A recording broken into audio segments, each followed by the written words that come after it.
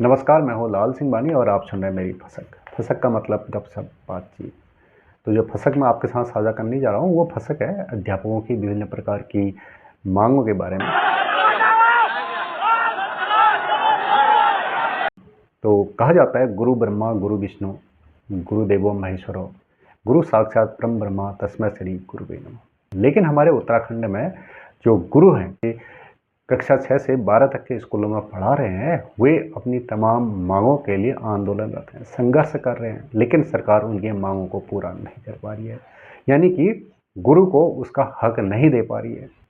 अध्यापकों की तमाम तरह की मांग है। सबसे बड़ी मांग तो यह है कि अध्यापकों को समय से प्रमोशन दिया जाए। अब कुछ विभागों में कार्यरत अधिकारी कर्मचारी को कई प्रमोशन मिलते हैं। आपने सुना होगा ग्राम विकास अधिकारी सहायक जिला विकास अधिकारी भी बन जाते हैं, या फिर जो पटवारी होते हैं वो प्रमोशन पाते पाते कानून को बन जाता है और पूर्व में नायब तहसीलदार भी बने हैं। तो अध्यापक जिस पद पर नौकरी में लगते हैं उसी पद से रिटायर हो जाते हैं।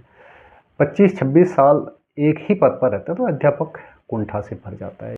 गुरु को सरकार उनका हक नहीं दे पा रही है और सरकार क्या करती है, शिक्षक दिवस मनाती है। किसके सम्मान में? गुरुओं के सम्मान में, अध्यापकों के सम्मान में, लेकिन उनका वाजिब हक सरकार उन्हें नहीं दिला पा रही है। तो अध्यापक अपना हक पाने के लिए आंदोलनरत हैं।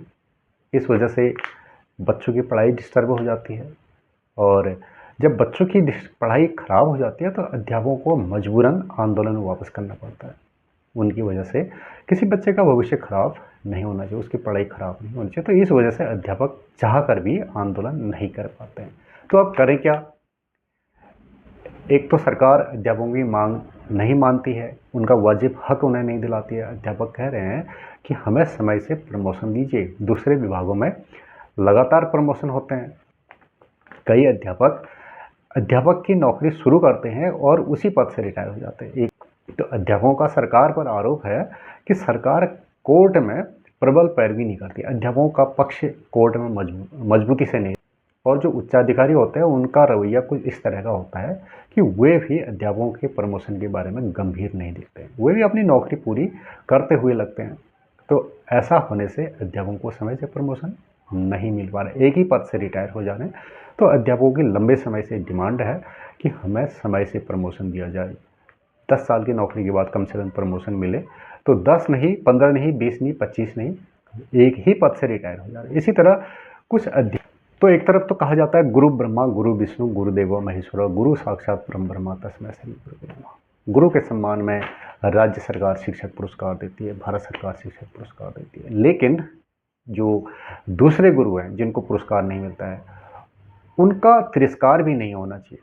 आपको पता होगा कुछ अध्यापक बेसिक शिक्षा से माध्यमिक शिक्षा में प्रमोशन लेकर आए, सरकार की पॉलिसी थी, प्रमोशन हुआ, वो योग्य थे इसलिए हुआ। लेकिन उन्हें बेसिक शिक्षा से माध्यमिक शिक्षा में आने में वित्तीय नुकसान हो गया। उनकी तनख्वाह अगर बेसिक शिक्षा में होते तो वहाँ उनकी तनख्वाह बढ़ जाती, माध्यमिक शिक्षा में आने की वजह से हमारे गुरुओं को तनख्वाह का नुकसान हो रहा है। और इस बारे में अधिकारियों से लंबे समय से अध्यापक कहते आए हैं। अब देखिए, जो वेतन बेसिक शिक्षा में पढ़ाते हुए मिल सकता था, वहाँ कम परिश्रम था, सिर्फ 3 ही कक्षाएं पढ़ानी पड़ती थी, कक्षा 6, 7, 8। अब वही अध्यापक सेकेंडरी एजुकेशन में आ गए और वे पढ़ा रहे हैं 5 क्लास, कक्षा 6, 7, 8, 9, 10। ज़्यादा जिम्मेदारी है, ज़्यादा जिम्मेदारी वहन करने के बावजूद भी अध्यापकों को उनका वेतन कम दिया जा रहा है। और हमें 10 साल में जो वेतन चयन वेतनमान बढ़ जाता, जो हमारी थोड़ी सी तनख्वाह बढ़ जाती, वो आप नहीं दे रहे हैं। तो इस वजह से अध्यापकों में असंतोष है। तो गुरु ब्रह्मा गुरु विष्णु गुरुदेव महेश्वर कहाँ रह गया?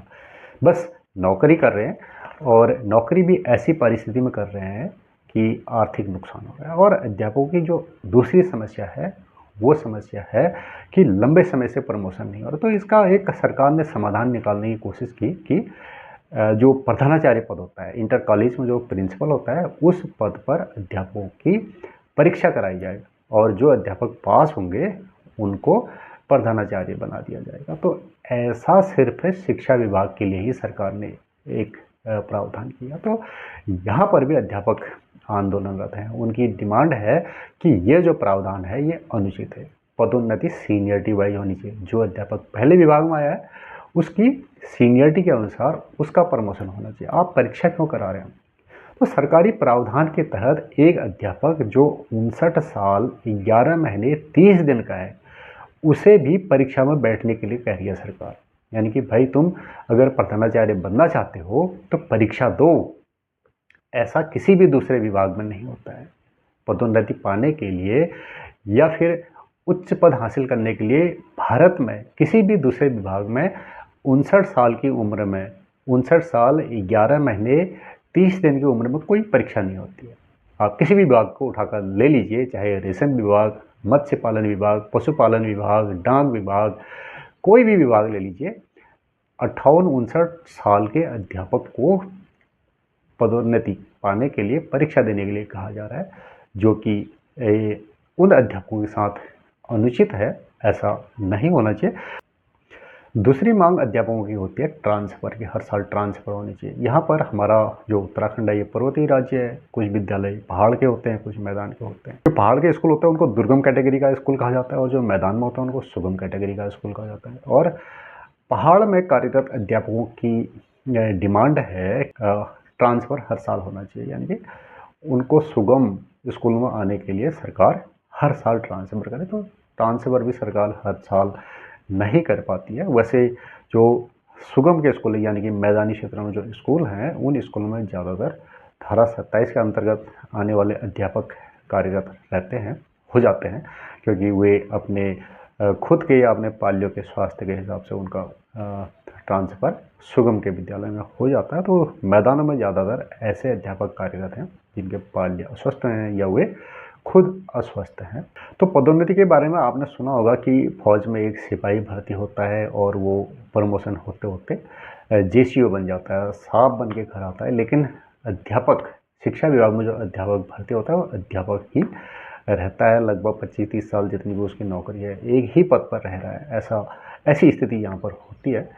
तो एक बात जो मैं और आपके साथ साझा करना चाह रहा था वो ये है कि सरकारी स्कूलों में वेतन प्राइवेट स्कूल के मुकाबले बढ़िया मिलता है और सरकारी स्कूल की नौकरी गारंटी वाली होती है। इसमें आप प्राइवेट की तरह अध्यापकों को निकाल नहीं सकते, अच्छा वेतन मिलता है। तो हमारे उत्तराखंड के युवाओं को रोज़गार दिलाने के लिए सरकार को ज़्यादा से ज़्यादा रोज़गार हमारे उत्तराखंड के युवाओं को मिले, इसके लिए सरकारी स्कूलों को बंद होने से बचाना चाहिए। लेकिन यहाँ क्या है कि हर नेता के, जो भी नेता सक्षम है उसका अपना प्राइवेट स्कूल है, तो सरकार कुछ कर नहीं पाती है और प्राइवेट स्कूल फल फूल रहे हैं। आपने देखा होगा कि प्राइवेट स्कूल में जो अध्यापक पढ़ाते हैं उन्हें 14 छुट्टी नहीं मिलती है, सरकारी स्कूलों में 14 छुट्टी मिलती है।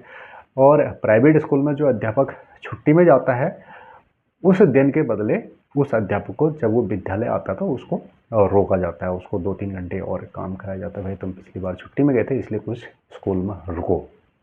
और कुछ प्राइवेट स्कूल ऐसे होते हैं जो छुट्टी के दिन की अपने अध्यापक को तनख्वाह नहीं देते और कई प्राइवेट स्कूल अध्यापक को छोटा मोटा बहाना बना करके नौकरी से हटा देते। तो जो हमारे पहाड़ के व्यक्ति हैं, जो हमारे पहाड़ के लोग हैं, इनके बच्चों के लिए शिक्षा विभाग में कुछ नौकरियां हो सकती थी, लेकिन बहुत ज़्यादा प्राइवेट स्कूलों को सरकार संरक्षण देती है। कोई भी प्राइवेट स्कूल खोल सकता है। और तो शिक्षा विभाग में अध्यापक अपनी विभिन्न मांगों को लेकर आंदोलनरत हैं, सरकार के साथ लगातार संघर्ष कर रहे हैं, लेकिन सरकार कुछ कर नहीं पा रही है। और इस बीच सरकार अधिकारी और मंत्रीगण वैसे परेशान है। मुख्यमंत्री और दूसरे नेतागण या मंत्री उन क्षेत्रों का दौरा करते करते थक गए हैं जहाँ पर आपदाएं आ रही हैं और क्लाउड बस्ट हो रहा है। लेकिन ऐसा लगता है कि जो हमारे अधिकारीगण हैं और जो नेतागण हैं, मंत्रीगण हैं, वे जो है इस बात को गंभीरता से नहीं ले रहे हैं। इस वजह से अध्यापकों को आंदोलन करना पड़ रहा है। तो गुरु ब्रह्मा गुरु विष्णु गुरुदेव महेश्वर ऐसा कहा गया है। यदि सरकार अपने अध्यापकों को वाकई सम्मान देना चाहती है तो अध्यापकों का प्रमोशन समय से करना चाहिए।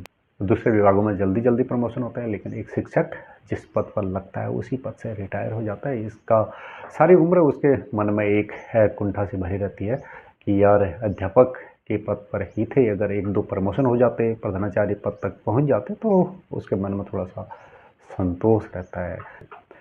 तो सरकार से गुजारिश है सभी अध्यापकों की, उनको आंदोलन नहीं करना पड़े और सरकार उनकी बात को माने। पदोन्नति करे, ट्रांसफ़र करे और जो भी विवाद अध्यापकों के कोर्ट में है उसमें सरकार प्रबल पैरवी करे और कोर्ट से मामले का निस्तारण करे।